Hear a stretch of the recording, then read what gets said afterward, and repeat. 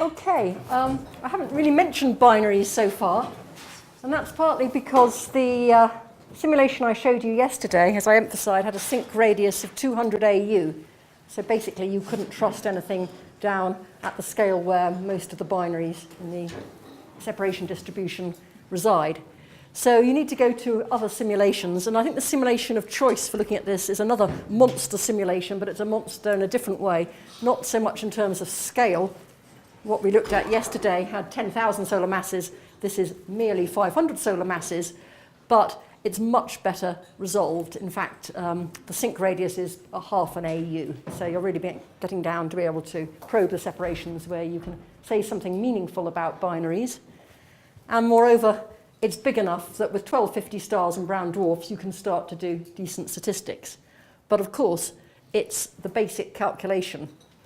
Barotropic equation of state, no feedback, no magnetic fields. We're taking out all the physics that we're putting in towards the end of last lecture, because it's only in that sort of scenario that you can get decent statistics. And then towards the end, I'll show the effect of some of these other effects on binaries, but basically we're not in a situation to say, yes, the statistics are there. So I'll be homing in on this because it is the most statistically complete sample, but there are a number of references, particularly by Simon Goodman and collaborators, and the late Eduardo Delgado and collaborators, which have done a lot of investigations of binary formation in small n cores, which are quite complementary to this large study. But I'll mainly be focusing on this particular BATE 2009 study. Let me show you the movie. You've probably all seen this many times. It's homing in on a little bit of the movie of the original Bate, Bonnell and Brom 2003 calculation. And I kept on talking last lecture about lots of fragmentation in isothermal disks, etc. Well, this is what you're about to see in action. Lots of few body systems, a lot of the kind of few body dynamical interactions that Bob showed yesterday in his gas-free simulations. These are occurring in the context of cloud collapse and a hydrodynamical simulation. It's all going on at once. So, yeah. Well, here's a disk forming and it's fragmenting. Probably quite low mass stars in the fragments. Same story all over there, but they're converging down filaments, meeting down there, and there's a terrific few body interaction and exchange there. These are the ejected stars. This is the three body effects, which slings usually the lighter body off. Here's a star escaping with its disk. And here's a star which has somehow rather won out of that particular encounter. It's managed to stay down deep in the potential and accretes gas. But of course, as time goes on, it reaccretes a disk from material falling down this filament, and the disk again fragments again, and the same story repeats. Just to emphasize that once again, the timescales of these simulations are 500,000 years or so. So it's all very short. It's basically a dynamical timescale. And this is a small region. I don't actually have the bar for the distances here. I should imagine this is maybe 10 to the 4 AU or something like that. No, less than that. Well, a few thousand AU probably across that. Show us again, Cathie. Show us again. Yeah. Let me do that. There's a lot of richness in here. Okay. So it's just homing in when the first star is forming there. Got a little nest.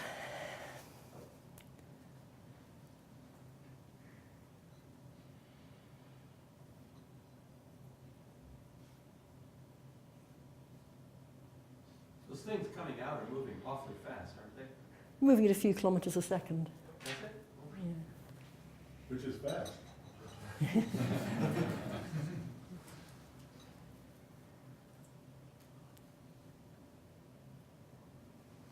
So remember that this is a calculation with an isothermal equation of state. So you're getting lots of disk fragmentation and therefore lots of interactions on a small scale. Probably slightly exaggerating that, which tends to boost the velocities relative to what you do in a case where your disk wasn't fragmenting as much. So that's one of the directions in which things might start to move when you put in more physics. But this is the raw result with the minimal subset of physics in there. Now, there are a lot of caveats with this because basically we want to look at the binary population that's created here, and we've got lots of observational diagnostics like binary fractions as a function of mass ratio distributions, separation distributions, eccentricity distributions. It's sometimes been said that one of the best reasons for studying binaries is because it places constraints on the star formation process, and that there's such a rich array of diagnostics that's available that any star formation model that matches the binary statistics must be right. I think probably I'll convince you that here we have a model which actually turns out to be brilliant in matching the binary statistics, but we know from what I've said last lecture probably isn't right, so maybe it's not quite such a discriminant, necessarily such a discriminant as was hoped. But I want to, by writing these caveats up here, I want to guide you towards which aspects of the simulations produce observables that maybe you should believe, and which are really quite subject to problems in the simulations. So let's think about what some of the things that could be wrong with the simulations. This business of having to put a sinc particle in at a finite radius, how much is that affecting things? Well, this particular study varies the sinc particle radius and finds that it basically doesn't make much difference apart from two binaries which are forming at a few sinc particle radii. So in other words, it's not sort of propagating up to large scales, the fact that you're having to make this sinc particle approximation. The thing I mentioned a moment ago is that if you have an isothermal equation of state, then you're over-fragmenting your disks and you're overproducing brown dwarfs. This could conceivably affect the mass ratio distribution, because in these little stellar nests you've got lots of low mass things. But I think the most important caveat to me about these simulations comes back to what I was saying yesterday about numerical viscosity in disks in SPH calculations. These disks are evolving radially, in other words, they're accreting onto their stars much faster than a real accretion disk should. So we've got observational constraints on how long real accretion disks live. We've got theoretical ideas about what drives real viscosity in real disks. But it is certainly a process which is orders of magnitude less effective than the numerical viscosity which is in these disks. I want to emphasize that's just because it's an ambitious calculation. You're trying to make 500 stars, and so you don't have that many particles to bestow on every disk. Whereas if you want to actually study a disk in isolation, you can put 2 million SPH particles down to study a particular disk. So I'm not saying that you can never model disks with SPH. I'm just saying in these simulations the disks are fairly under-resolved. So if your disks are evolving too fast because of this, it does make you worry a bit about the interaction between these disks and the forming binaries. Disks are very efficient at soaking up angular momentum from binaries. If I have a binary here, and I have a circumbinary disk around it, and it's rotating slower than the binary, then what you can do is torque down the binary in the middle, and the angular momentum is conveyed out in the usual way through the disk. And that really happens in well-resolved studies of putting a binary down in the middle of the disk. Lovely work by Steve Lubau and collaborators done in the 1990s studying that process in detail. But it's probably happening at quite an accelerated rate in these calculations because these disks are evolving quite fast. So this has an effect on how much you believe the separation. But supposing a binary shrinks by a factor of 2, when you plot observationally the histogram of binary separations, it's in a log plot. So maybe you don't care too much if your binary is actually shrunk by order of factor 2 or so. But what you really care about is when you plot the log E, the E log P diagram. It's not log E, it's actually E log P. E going between 0 and 1. And obviously, an order unity change in eccentricity really is important there. So I'm not going to discuss the eccentricity results in this paper, even though they're all given, because I just think that, remember the way accretion disks work? They take none of the mass out to infinite radius and take all the angular momentum with them. So it's a very, it's actually exactly analogous to what Bob talked about yesterday with the stars going off to infinity and taking the energy out of the cluster, but this is in a rotating system. So I think perhaps one thing to emphasize is if I've made a binary and I've put 90% of the gas into the actual stars themselves and I've got 10% left in gas, I'm not going to change the mass ratio much with this final 10% of gas going in, because the stars are already formed. But with 10% of the gas, because it can move out over large distances and soak up the angular momentum, I can make an enormous difference to the separation, and even particularly more to the eccentricity. So I tend to think that there's a sort of hierarchy of what you need to believe out of these simulations. The binary fractions are probably fine, and the Q distributions, because they're set pretty early on, they're not sensitive to this sort of longer timescale evolution when the binary is interacting with the disks. The A distributions, yes, sort of.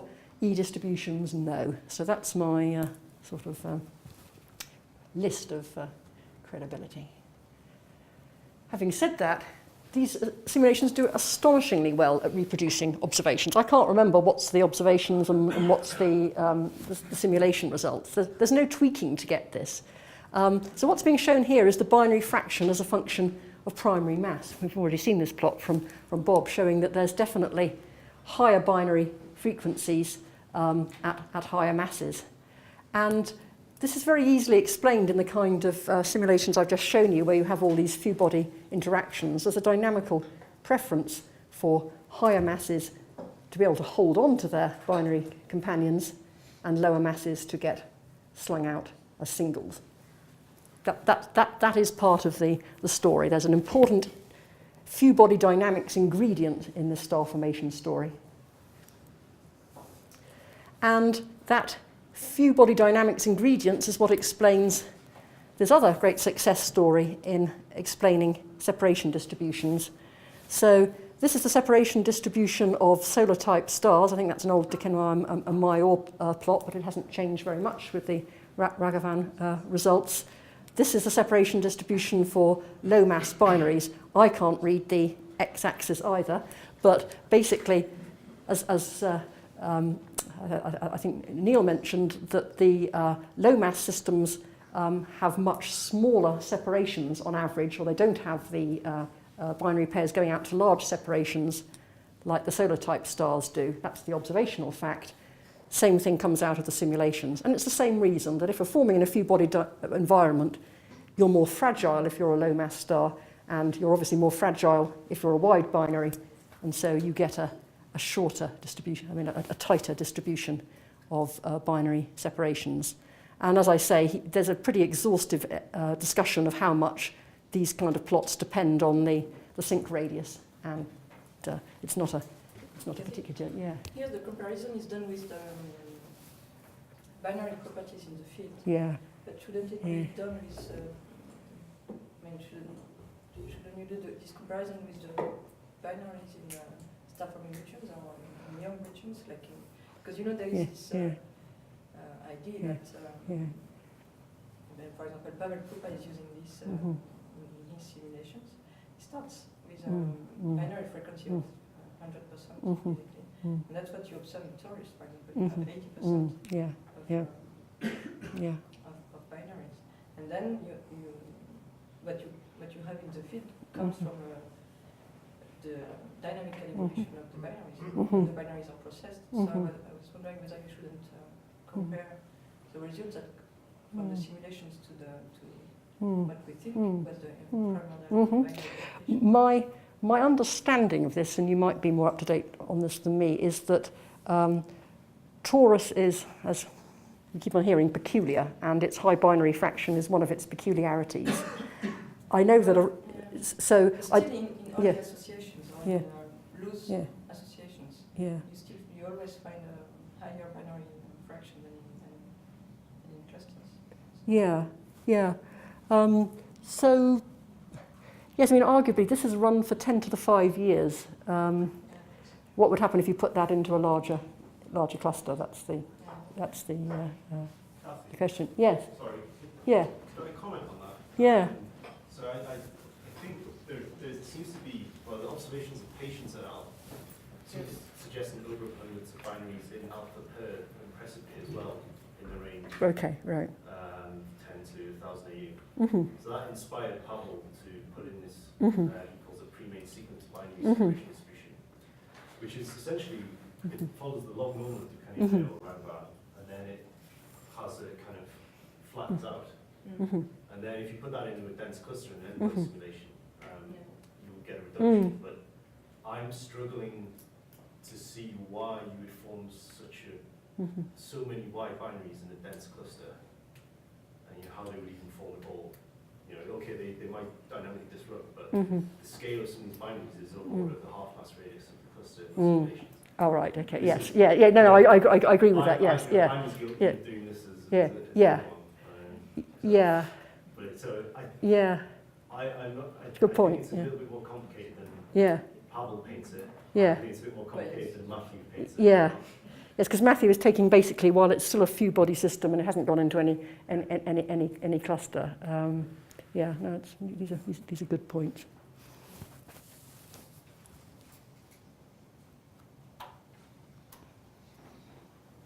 I want to talk a bit about mass ratio distributions, and I'm deliberately putting up old observational results here because for a long time we worked with the Dequenois-Mayor sample, which showed, so this is mass ratio along here, and the old results from Dequenois-Mayor were definitely indicating a increase towards low Q pairs.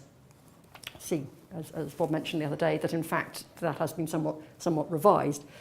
But in fact the simulations rather overproduce pairs of rather closer to unit mass ratio here. And this seems to be a generic failure, if you like, of these kinds of simulations. And why are the simulations so producing higher mass ratio objects? Turns out that it's not to do with how you initially fragment your cloud and create your binary pair. It's all about what happens when you have a binary and you accrete onto it. Okay, so let's say this is the secondary and this is the primary, and then you've got further material. So let's say it's rotating this way, and you've got further material coming in here. That's always what happens in these simulations, of course. You create your sync particles, but that's not the end of the story. You've got other material which is bound to it piling in on top. And in general, it's got higher specific angular momentum than the binary has. So it's going to first intercept, as it comes in, the object which is further from the centre of mass of the system, which is the secondary. And we've done some quite exhaustive simulations of this, trying to stop the tendency towards equalization of binary masses if you allow continued accretion. And it's hard to avoid the conclusion that if you accrete enough material down to a binary, then it will tend to equalize its masses more so than is indicated by observations. And the waters were, or things were stirred up a bit by a Japanese group, Ochi et al. And Awa et al., who did simulations of accretion onto a proto-binary using a grid-based code rather than AMR. And they claimed that the fact that the flow goes preferentially onto the secondary was just an artifact of SPH. They said, what really happens, they say, is the material comes in and it enters the Roche lobe of the secondary, but then it should go through onto the primary. And they said the SPH calculations are so viscous that instead this flow is ending up on the secondary, and it shouldn't. And if that's the case, and that is a real problem for all these SPH calculations, because it's actually meaning that the material is flowing onto the wrong star. So we looked at that and did the convergence tests, and we checked out this thing called the Jacobi constant, which is just basically telling you how viscid your flow is. And we found that away from shocks, this constant was being preserved very well, which translates into saying that actually the SPH code isn't terribly dissipative. In other words, once it's shocked, as this material falls into the Roche lobe of the secondary, it should indeed be bound to the secondary and end up there. It wasn't just a excessive numerical dissipation here. So what was the resolution of it? And then it turned out in the end it was actually just because this group had used very warm conditions. They had a sound speed which is about 20% of the orbital speed of the binary. And if your gas is hot, it's much easier for it to go across from the secondary to the primary. And when we ran our SPH simulations with hot gas, we agreed with them. So I think I'm quite content now that it's not just a numerical artifact of over-viscous calculations, that actually it is correct that as material comes in, it should go preferentially onto the secondary. Yeah. But how about the realistic situation? Would you expect to be high temperatures very close to these? No, those stars were very unrealistic. Because I mean, if you think about the orbital velocity of a binary and compare it with the sound speed, it's much, much greater in anything other than the very widest binaries, in which you're probably not even worrying about accretion of further material anyway. So it was an unrealistic situation, but they did it because that was what they could do numerically, basically.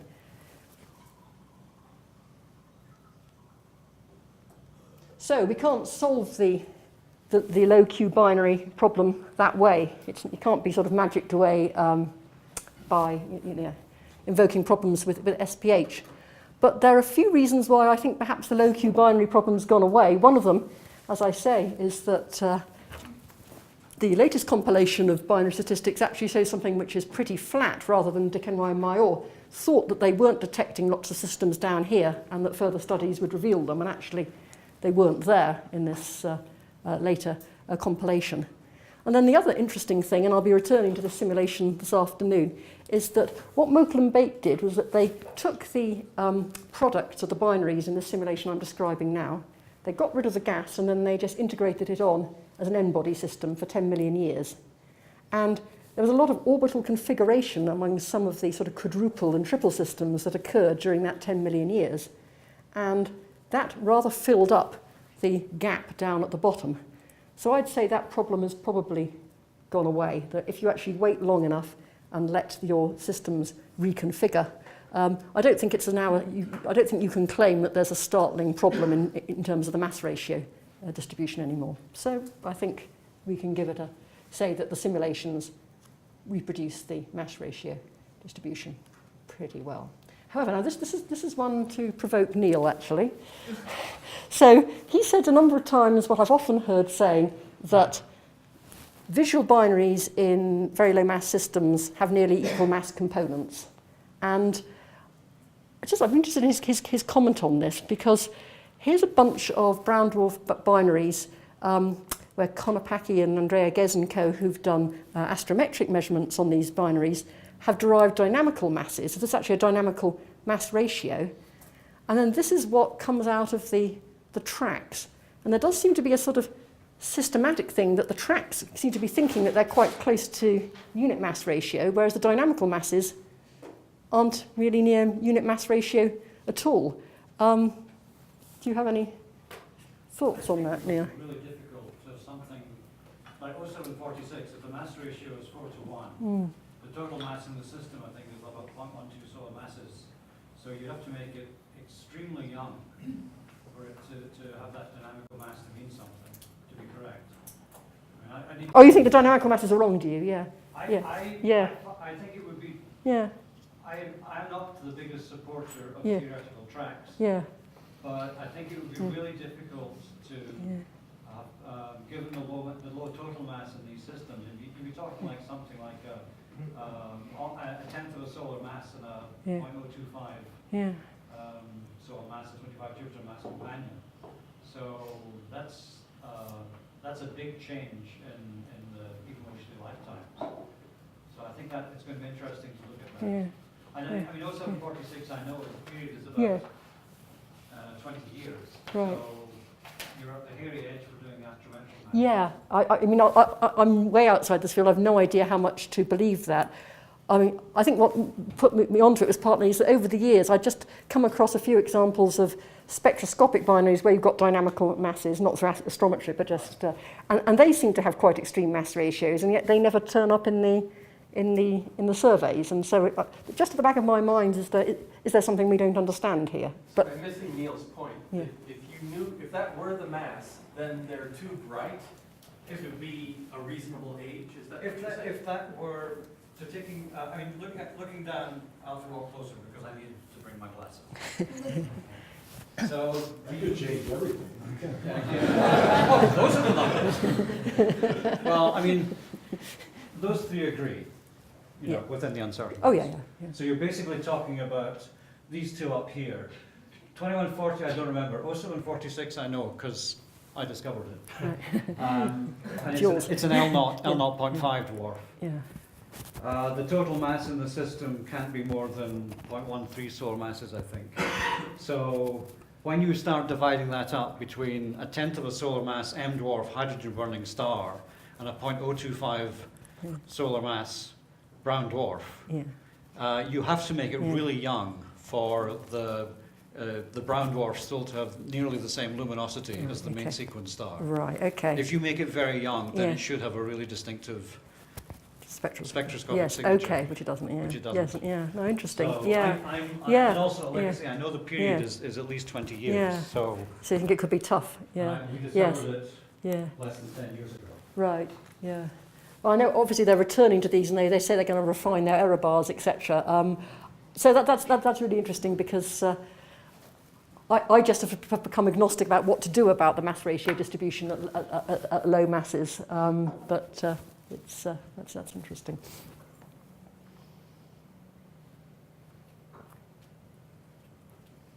Okay, a bit more about geometry now in these binary systems that are being created here. Bob showed this plot earlier. It's a plot of the differences in polarization angles between binaries that you can resolve on the sky.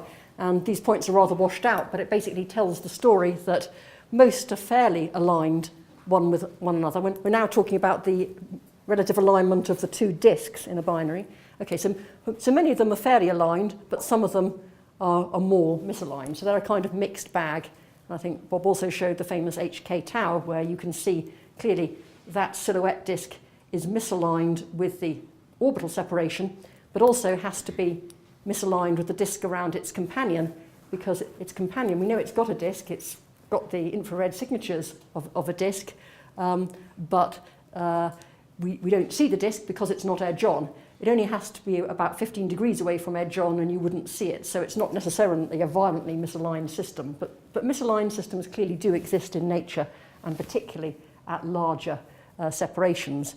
And again, studies both in the pre-main sequence and the main sequence, either looking at how binaries orient with their parent circumbinary disks, or looking at the spin vectors in main sequence binaries, tell the same story, particularly that the closer pairs tend to be more aligned, but as you go out to larger separations, they're less aligned. Well, theoretically, if you set up a system where you've got two disks that are misaligned with one another in a binary, and therefore, of necessity, at least one of them is going to be misaligned with the plane of the binary, then tidal torques are going to try and align them on some time scale. So we know that we have to produce them somewhat misaligned in order to get this mixture of aligned and misaligned systems. And it's probably no surprise, having seen the movie, having seen all the action going on the scale of small multiples, to know that the relative alignments in Matthews binaries are pretty random, except they do show a tendency to avoid complete misalignment, being more than 140 degrees from one another. So as I say, this has to be regarded as something which is then going to be processed over longer time scales by the tidal alignment, but the raw production on a 500,000 year time scale is that these simulations produce misaligned systems, which is probably okay. And what about higher order multiples? So we've already heard about this long-awaited study, which has been great for firming up, in most cases, most of Dekenrai and Mayor's observational results. And so these are the updated Ragavan numbers, and this is what comes out of Matthew's paper. And by the way, Matthew didn't know about the Ragavan study when he published his paper, so there's absolutely no tuning involved here. It all matches up pretty well, except there are rather too many high-order multiples compared with what's observed. I think actually this is one of the surprises, perhaps going from the Ragavan, going from Dekenrai Meyer to the Ragavan paper, is that they expected to find many more multiples, higher order multiples, than they did. The numbers are not huge. They're bigger in the simulations, but remember, this is after 500,000 years. You evolve onwards, returning to the Mokel and Bate simulation, where it was then evolved on as an n-body problem. What you find after that is that you certainly break up many of your quadruple systems, but in fact there's still plenty of triples. So I'm not saying it matches exactly maybe for the higher order multiples, but it's not doing badly. This sounds a bit like kind of this simulation works perfectly, but I'm well aware of all the things that are missing from the simulation, but I'm just saying empirically it would be pretty hard to say this is really wrong for this reason, because the match is pretty good. And another respect in which it's pretty good, what I was showing just then was the orientations of disks within systems. Now this is a multiple system and looking at the relative orientation of the inner and the outer binary. So you have to be able to get position angles on the sky and inclinations to be able to figure that out. And again, one doesn't really know where the observational data and where the simulation data is mixed up in here. Again, there's a tendency towards greater degree of alignment at smaller period ratios. And so the more extremely hierarchical you get, the more separated in scale the inner and the outer binary are, the more likely they are to be somewhat more misaligned. And that seems to be the case both in the observations and in these simulations. And these are the means at given period ratios, but if you look at the distributions, again, in Matthew's simulation, there's a sort of exclusion zone beyond 140 degrees. You don't get any, you don't find any systems misaligned by that amount. So that was, if you do the physics which you know is incomplete, it doesn't work badly. What happens if you put in the physics that you know should be there? Problem is that in radiative feedback, there aren't good statistics right now for the effect that has on binaries. And that's for a couple of reasons. So Matthew's simulation, when he put radiative feedback in, he was only able to do that for a small calculation, 50 solar masses, and it only produced 13 systems. And the Krumholtz simulation is a much larger scale simulation, so he forms much larger numbers, but he's got a minimum grid scale of 23 AU, and that's sort of not far off the median separation of binaries. So can't say too much on that statistically at the moment, but there's no problem forming binaries anyway. Both calculations agree that putting feedback in isn't a sort of major suppressor of binary formation. And the formation is primarily disk fragmentation? These simulations are so messy, it's slightly difficult to say.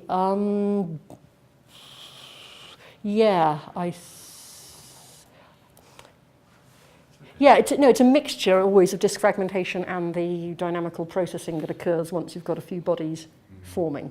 That's what I was asking. But it's all happening right at once. Can I add something on this? Yeah. If you put full radiative transfer, radiative feedback from the start, totally suppresses this fragmentation because the temperature raises to 40K at 100 AU, so that's too hot. The disk is not too much stable, so it just grows mass. So one way of how to limit that effect is to do episodic accretion, to take into effect the episodic accretion. So instead of the star being bright all the time, it's just bright at very short periods during these episodic accretion events. And then you have a few thousand years between accretion events that the star is effectively switched off, so you can have this fragmentation in that regime. That's very interesting. So you don't form as many objects as when you don't have radiative feedback at all. You have a bit of fragmentation from fewer objects more Yeah. comparable Yeah. observations. I mean, I think in these simulations, closer binaries are formed from objects which might have fragmented out of disks, but they didn't form in the inner parts of disks, and so they're brought in by interaction with the disk. Again, whether that's been correctly modelled or not is another question, but that's often the way in these simulations you get around some of the difficulties of forming close binaries, and it's particularly acute when you put in radiative feedback that, as you say, close to, you're too hot to fragment. But I mean, I don't think these disks are not really well resolved. So the fragmentation criteria, you know, I mean, and Farzana knows better than anybody, just all the issues surrounding how well you have to resolve disks in order to know whether they fragment or not. But I take your point about if it's not tumorally unstable, then it's not going to fragment regardless Also, of. there's another problem Yeah. with capturing by disks, as Madalena's paper in the papers said, it's, you don't, if you just get random pairing of stars, you don't get the right binary fractions, separations, mass ratios, and so on. Yes, yes. Neil, did you want to chip I in? was just going to follow up on the iPhone is wonderful. So Yeah. the formal mass ratio that Clarke Yeah. derived, it's a 12.7-year period. They have 3 years of observation. Their formal mass ratio is 4.0 plus 0.1 minus 3.8. Right. Yeah. So Yeah. Error bars are important. Yeah. Yeah. I think since they only go around a quarter of the Yeah. orbit, you know, Yeah. I think that the one Yeah. astrometrically, Yeah. you shouldn't really be publishing a mass ratio until you've done one orbit. Right. But clearly So we have to wait a while. You Yeah. can't wait. Yeah, yeah. No, I mean, seriously, that's really useful. I mean, if you've got it on your iPhone, maybe we should discuss this later. But are the error bars as humongous on the other extraneous, the other outliers? They're difficult to. Yes. Yeah. They're comparable. Right. Okay. In one case, the Yeah. secondary is 0.02 plus 0.08 minus 0.02. Right. So it exists. Yeah. It doesn't. Yeah. So we have to be patient, right? Yeah. Yeah. Right. Okay. Well, thanks, Michael. I'm sorry to Yeah. continue the discussion, and I'll Yeah. try to pick up Bob's challenge to Yeah. frame my question a bit. Because of the elegant argument you made that mass ratio should be driven towards 1-to-1, because the lower mass object might intercept some of this material that's trying to fall in, and because you see misalignment in disks observationally, but also in your simulations, do you expect a change in the Q distribution as a function of separation? Is there some place where there might be more random pairing from the dynamics Yeah. than not? Yeah. Yeah, the Q distribution is always closer to 1 at small separations and closer to random at larger separations. But that's In the data, we don't see that, but I'm Yeah. wondering about your simulations, if you could comment. no, that's what I'm saying. In the simulations, there's a mild effect that way. That's not actually because of random pairing as such. But I'm saying the physics behind it is that if you're a tight binary, you form with a tiny fraction of your parent core mass when you first of all fragment, and therefore you've got an awful lot of material flowing down on top of you and equalizing your masses. Whereas if you form out near the Jeans length of your cluster with lots of angular momentum, the stuff that's falling in on you has got about the same angular momentum as you, so there's not that strong equalizing effect. So there is that effect that the closer binaries tend to be closer to unit mass ratio. I want to comment on the data, because I was always told that very close binaries had a preference for 1-to-1 mass ratios. I think that, so this is talking now about the field data, so this is not talking about data in young forming clusters, so let's be clear about that, because it's always easier to deal with something when it's not surrounded by gas. But if the plot that I showed yesterday, that was mainly directed at showing the mass ratios of planetary systems, the fact that there's a brown dwarf desert, the fact that there's an M dwarf desert, those refer to separations of less than 30 or 40 AU. These terms came up because of the radial velocity surveys, which can easily, if you can detect a Jupiter mass system at a Mercury or Venus's distance from the center, you can easily detect stellar objects. And that's, if you look at the solar neighborhood sample, there clearly is a gap going out to about 100 AU, where there's a real scarcity of low mass stars as companions to solar type stars. But that's different than saying the Q distribution depends on separation. Because we've tried to look for that in all the binary samples, we can't find a clear radius where it's different, inside or outside. No, you can see if you go out to the larger radii, Yeah, then there are low mass companions. yeah. Well, Madalena can comment, at least for the right. Yeah, for the Ragavan one, we cannot find, I mean, they go up to thousands of AU, or 10,000 of AU, and we cannot see a dependence in separation. Well, so we should look them, we should compare the data sets, because the data set that I was looking at was FGK stars within 25 parsecs. And it's quite clear there if you plot it up, just mass ratio as a function of separation. It clearly broadens as you get to larger separation. So it may be point to point versus linear data. The plots that I've seen is actually quite clear. Sorry to No, that's interesting. But I guess this is something that really requires a lot more study in situ star formation regions, because that's where we really don't understand what's going on. Yes. Right. So I think I've only got one, just check, I've only got one piece of, I've only got one piece of physics to put in. And the statistics on here are even lousier, but I'm showing the wrong slide. So this is an interesting paper by Hennebel and Tessier a couple of years, 4 years ago now. So they're modelling isolated cores with magnetic fields. These magnetic fields are supercritical, so they've got enough mass to flux ratio amply to be able to collapse, and they do collapse, they form a star. But what they're finding is that when the magnetic field is only 5% of its critical value, you don't form any binary systems. You start with a system with angular momentum, so you expect it to fragment and form a binary if you don't have the magnetic field there. But a really rather weak magnetic field suppresses binary formation.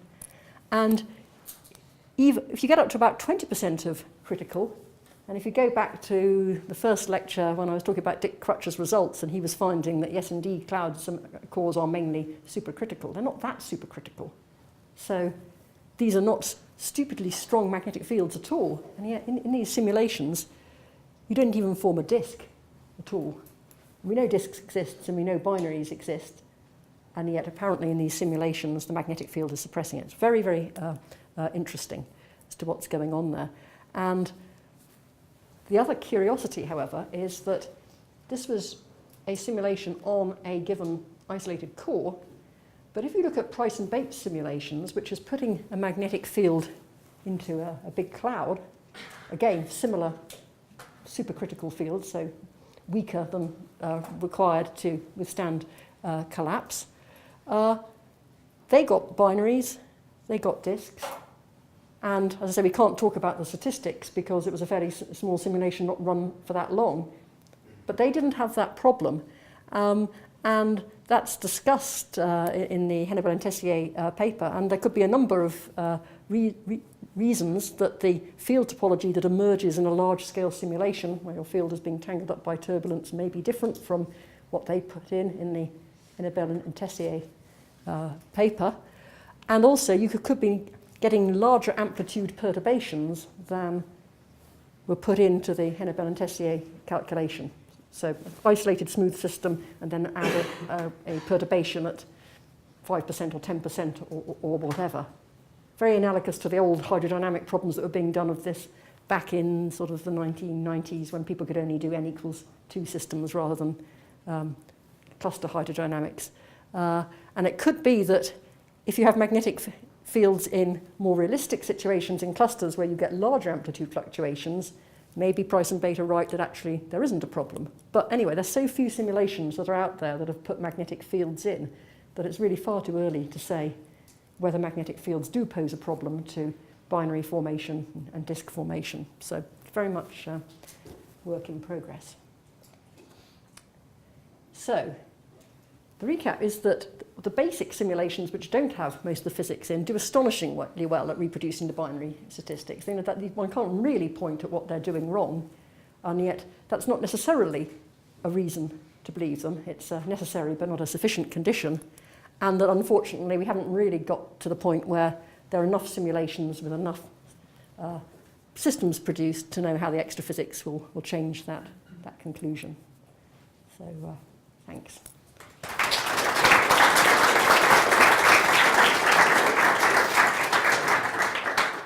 Yeah. What kind of initial magnetic field geometries do they put into the simulations, and how sensitive are the results to these assumptions? Yeah, so... Just add to that, to broaden the question, Yeah. can you give us just a slight idea physically why it happens? Or why it doesn't happen if you put in the magnetic fields? In the Annabelle and Tessier papers, the toroidal field gets wound up because it's a rotating system, so field in this direction, and they just conclude that that then suppresses the fragmentation. But I mean, you can read the paper and see what if you take home more of it than I have from that. I mean, it really isn't clear when you compare these two simulations, because Price and Bate don't detail what their magnetic topology is like at the time that they've got a core. They put in a given magnetic topology. I think it's just they thread it with magnetic field lines, and then the turbulence drags the magnetic field around, and the magnetic field does what it wants to do. Whereas it's actually put in by hand, and I don't know if I've said here exactly what the initial configuration was in. It's a toroidal. It's a toroidal field that grows. I can't actually remember the exact configuration, but it's hard to do the comparison because the Price and Bate thing's already evolved a while before you get down to the core stage. But it's interesting. And you were wondering how strong the field was, right? If I remember. I was just wondering if there was any help from the observations, what kind of geometries one should end up with, and if you change different geometries in the simulations, if you end up with different results, that would be worrying. Yeah. Well, people certainly measure magnetic field directions in molecular clouds on a large scale by looking at dust polarization maps. I'm not sure that really necessarily helps with answering, because you've only got a projection on the sky. You don't really know much about the 3D geometry of the field at the level of cores. And as I say, Price and Bate haven't examined that question in their simulations, which of course they could easily, but that's something for them to look at. Yeah, Richard. So Matthew compares the results of his simulations, the binary statistics, to what we see in the field. Yeah. And presumably the field's the sum of many different star regions that are dissolved or dispersed or whatever. So my question is, so how representative do you think that particular simulation is of a typical star-forming region? And then secondly, if you changed, the mass or the density of the gas that you start out with, would you expect a different result? That latter question certainly has been explored. So there's a whole series of Matthew papers which change the density, change the turbulent field, etc. The binary statistics are very robust because they're really being dominated by what's happening down at that few body core level. So no, it's not terribly sensitive. So, I mean, my view of cluster formation is that it's a bottom-up process, so that the kind of processing that Matthew sees in his simulations happens for all stars. But then, depending on the larger scale environment, they may or may not get together with other small groupings and end up in a bigger cluster where they have further dynamical processing. So I'd say that this sort of thing has to happen, but then maybe if it ends up in the core of Orion or something, then there's other things that happen further down the line. But to me, the question, do stars form in clusters or not? My view from the simulations and my take on the observations is that everything probably forms in a small grouping, and that then these small groupings either do get together or don't get together, depending on the large-scale kinematics of the cloud in which they're sitting. Since in the simulation the fraction of triple or higher multiple system are quite high, do you also take them into account when you when you Sorry, I study didn't quite hear so the question. in this simulation, Yeah, you have a higher fraction of higher multiple system and triples. yeah.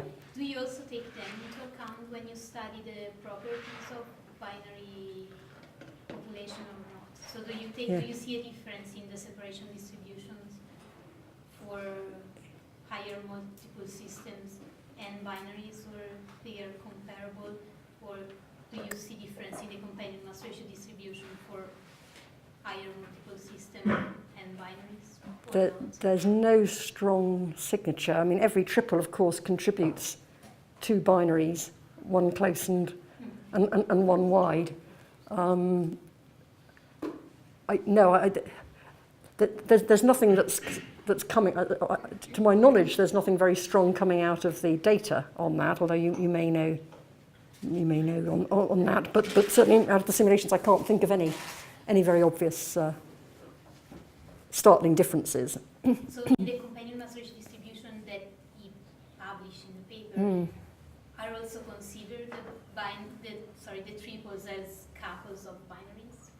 Or I can double check that, but certainly the inner binary would be on there as the Q of that inner binary. I think the outer binary was then, yes, the ratio of the number 3 to number 1 plus number 2. But I'd have to go back to the paper to absolutely double check that. no, it's just because the Yeah. difference in the Raghavan paper is that he tries to study the companion mass ratio distribution for only binaries, triples, and higher multiple systems. And so far, I think it's the first one that tries to do that, because in all the previous studies, everyone tries to consider the higher multiple system as couples of, multiples binaries. Yes, more or less. yeah. I don't know if there might be a difference in the result due to that. So what did they find when they did that exercise?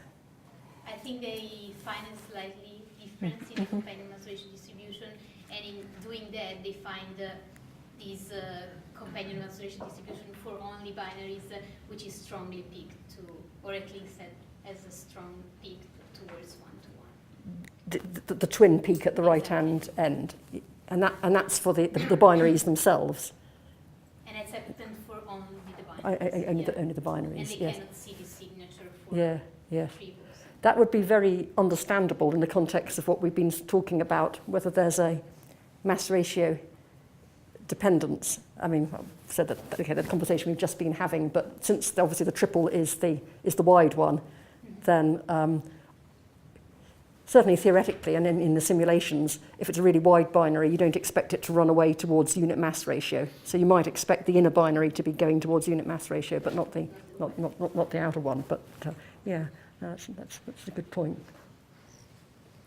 In your simulation, and the simulation stopped very early, like at 0.5. Yeah, absolutely. And I think accretion is still ongoing. Well, for some of them yes, and some of them no. He tabs every star according to whether it's already stopped accretion or not. So the higher mass stars are still accreting in general, the lower mass stars aren't. And do you think it is going to affect the binary properties? Is the fact that some stars are still accreting? Could it change, for example, the mass ratio distribution?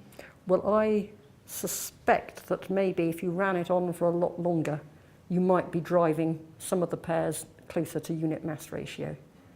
Now, if I wanted to be a sort of defender of these simulations, I'd say, oh yes, then we can explain the peak at the Q equals 1.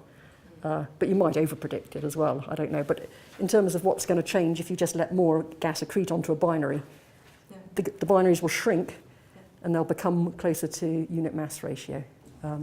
So yeah, you're absolutely right to emphasise that this is a snapshot at 500,000 years in a still gas-rich system. So it could be, the agreement with the observations could be completely fortuitous, but on the other hand, in detail. But I think some of the processes that are at work in these calculations probably are also going on in nature, some of these dynamical effects. You stood up, Mike. It's just to make a speech. Probably great. Yeah, And, great. the only reminder is that at, I believe it is 1:45, to meet in the lobby for those who go on the snowshoe adventure this afternoon.